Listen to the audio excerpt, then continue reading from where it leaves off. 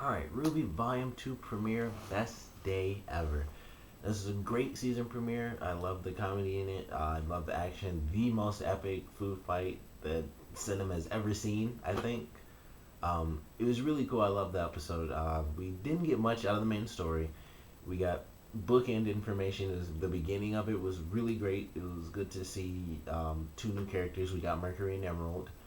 I love their dialogue. I like how they interact with each other. Where Mercury's the really sarcastic one. Emerald's like, just please shut up. I don't want you talking. And they work as a team, but they have their little banter. I love Mercury's line when Emerald like walks away after he doesn't take the money to shut up. He's like, whatever, you want me. I thought that was really funny. Like he's just silly and sarcastic. Like he clearly didn't mean that. He just said it to screw with her because that's what he does to her, and you can just tell she's the more serious one out of the group. But when they need to be serious, they get real serious. And it was an amazing opening scene that they had. I believe the guy's name was like Tuxin, yeah, from the Tuxin book guy, who was clearly Wolverine. But I love that scene. I thought it was really good. I love how they kept making every time Mercury closed the book, it got louder and louder, just like, and it just kept getting louder. I thought that was really cool. And then when the guy, like once they were done messing with him, asking him for actual books, and he knew what they were there for, we got a tiny little scene. I can't really call it a fight scene. We got a tiny little scene. Emerald dodges, so we don't get to see her use her guns. I can't wait to see that though. We have Lyran, who's our dual wielder technically, but I want to see Emerald use hers because Ly has machine guns, and based off of the way her guns look, they're clearly like revolver guns. They almost kind of look like hand cannons because they look so long in their slings. So I can't wait to see that because based on their look, I would have to assume they do actually adhere to the 6-shot rule.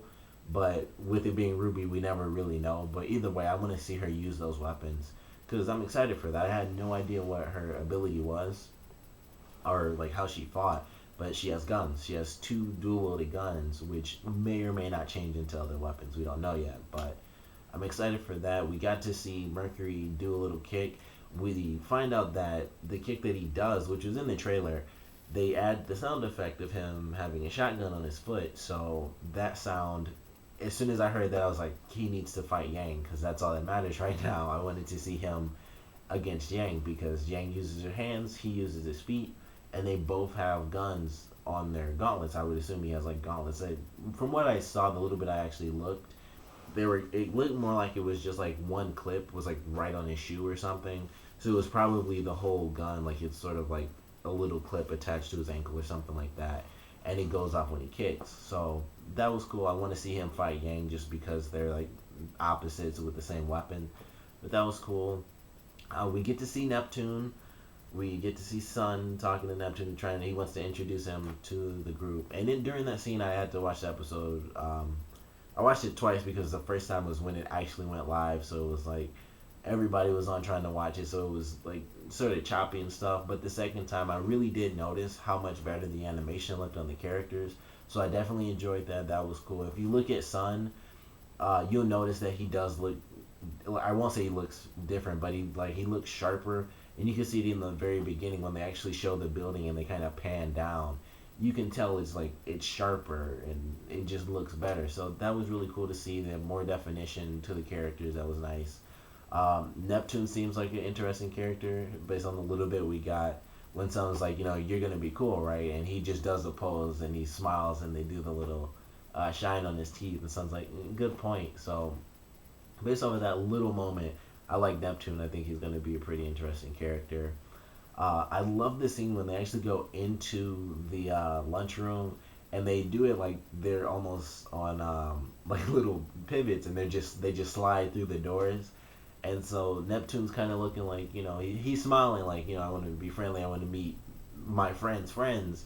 And then Sun goes in there like they have all these people rushing past him and Sun just like almost like a happy dog or something. He's just like smiling like crazy even with all these people rushing past him. He's just like and just standing there smiling. So I thought that was a hilarious scene. I really loved that part. Just how he was looking around, super excited, and then the whole epic lunchroom battle was just amazing. Even before that, the beginning of when it got started, when Ruby had the book and she was basically just quoting like every famous line that has ever been said as far as like politicians and stuff like that type of thing goes. She's like 4 score and 7 minutes ago I had a dream. She says I'm not a crook and stuff like that. It was really funny. I love how she sort of greeted everyone like sisters, which I also thought was funny because she said sisters like she's only related to one person there, but she's like sisters, friends, Weiss. I thought that was a nice little line. But overall, it was a great episode. The lunchroom battle was really really funny, but also when the season ends and I'm rewatching episodes, I'm gonna rewatch this episode because it's like even though it's really silly and funny, that was actually a cool fight. Like if they had their weapons and they were naturally fighting, I'd be like, that's an amazing fight. But it's with food, so it kind of blends exactly what everyone wanted. Where it's like, here's the really silly stuff, and here's the really awesome stuff you want to see too. So it was a mix. It was like a great mix of comedy and action. But we get to see a ton of crazy stuff, and I thought that was what I loved about it. Like that's what makes it a great fight. They use baguettes as katanas, baguettes as spears. I don't know why there was a raw swordfish there, but for some reason it was there and Weiss grabbed it. Um, Yang using turkeys and then like launching them off. Jean was hardly in it. He just got messed up. He got tossed against the window. He got. I mean, he did throw that one watermelon in the beginning. I think that's what Jean did this episode. He threw a watermelon after being tossed at the window, and then he got hit by two turkeys, and he was down for the count. And then he got caught up with his entire team at the end when they all lost. But it was cool. It was interesting because I thought ultimately if I had to pick a winner, it was Team RWBY because RWBY did an amazing super speed sort of tornado style move, which I thought was amazing. But before that, it really seemed like, that's why she had to do it because they were losing. Weiss got knocked out, and love that scene too, the pillars crumbling and stuff, which is the end scene to the trailer they gave us. Yang got like launched into the freaking sky when Nora hit her with the watermelon on a stick, like some Gallagher stuff, and just launches her in the sky. I can't remember how Blake got knocked out. I think that was a combination of Nora and Ren, and so she got knocked out and Ruby was left. But that was a cool fight, and something that I loved was even though it was once again like just silly because it was a food fight with like baguettes and swordfish. We got to see them use their semblances, particularly Team Juniper, and even more specifically, we got to see Nora and Pyrrha use theirs. Pyrrha used it on all the cans, and Nora used it, and it's something I didn't realize because I was thinking like, why, when she had the watermelon, why isn't it smashing? And it made me realize I think that's her semblance, is that she creates those impacts when she hits stuff, and it really caught my attention the second or the third time I watched it because she was picking up those cans and she was throwing them at Blake, and when they hit the ground they exploded. So I think her semblance is like she can supercharge whatever she holds, kind of like how Gambit can supercharge his cards or really anything he touches and they explode. She can do the same thing. So once it has that impact, whatever typical impact it would have if you just punch someone, if she did it with her bare hand and she used her semblance, it would like amplify like times 10 or something, and that's why those cans blew up. And I could easily be wrong, but I feel like that's why that happened. And when she used the watermelon, she was using the impact to basically she was using the watermelon as a funnel for the impact so that it had a base to jump off of, and that's why the watermelon wasn't exploding. And maybe it could only withstand that so many times, and that's why it blew up at the end. Or it could just simply be the fact that when she did that last hit with Yang, she literally hit her so hard she flew through the building. So when you have impact like that, I could imagine the blowback would shatter a simple watermelon. So I think that even though it was sort of just placed in there in a really silly way, I think they basically told us that's no resemblance. Like, that's why her using her hammer, that's basically why she has a hammer, is because it's a great conductor for her, basically, channeling her impact semblance, if that's what you want to call it. But I could easily be wrong, but I feel like with this show, they put in those little hints like that where it's like, it's just silly stuff, like that's so ridiculous, but then they talk about it later like, oh yeah, that's because I can do this, and it's like, oh, now I get it.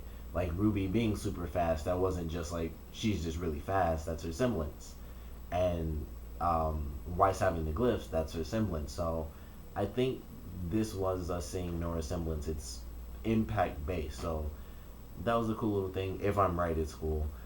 If not, still really cool. It doesn't have to really make sense. They had a giant food fight. It doesn't matter. It was great.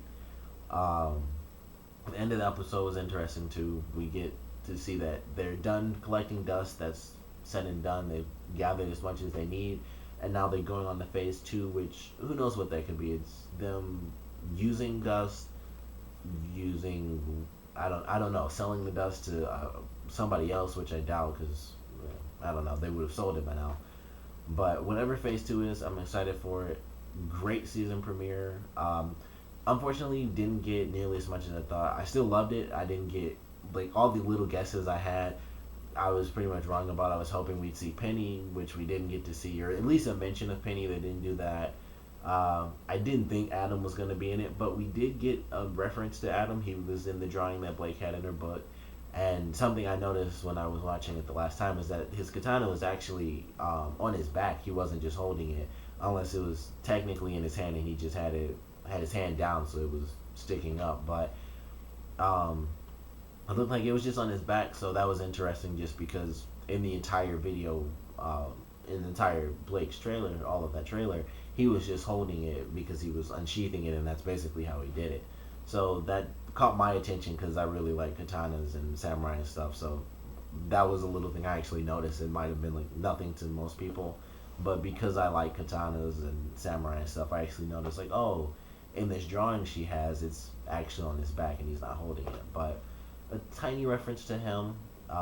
They had the symbol for the White Fang in there in their book as well, but not big on that. Real deep story. The little elements in the beginning and in the end of the episode. Something else that was interesting, Mercury and Emerald, they actually did kill that guy, so it was like, that was a mature step, even though everything else about this episode was sheer comedy and just like silly action. That was an incredibly serious moment that just kind of got overshadowed by Nora on the stack of tables. And referencing Volume 1 when she says, "I'm Queen of the Castle." So I really love that reference to Volume 1 as well. But ultimately, love the premiere. Cannot wait for next week. I want to see more Neptune because he's the new guy. I want to get references to Penny and her people. I'd like to see more of Ozpin and Goodwitch, or Glenda Goodwitch, because we don't really see them because they're like the adults in the story and leading the school, so we don't see them much. But I'd like to get more on them. I'm really, really hoping to see Adam some point in this season because that's just all I really care about. He's a cool character. I want to see him and Blake like in a room. That's all I need. So that's what I want. Of course, comment below. Let me know what you guys saw this episode. Your favorite parts, your least favorite parts. And of course, what were you guys right about for this premiere? What were you guys wrong about? And what do you guys want to see in this next episode? Comment below, let me know. And thanks for watching.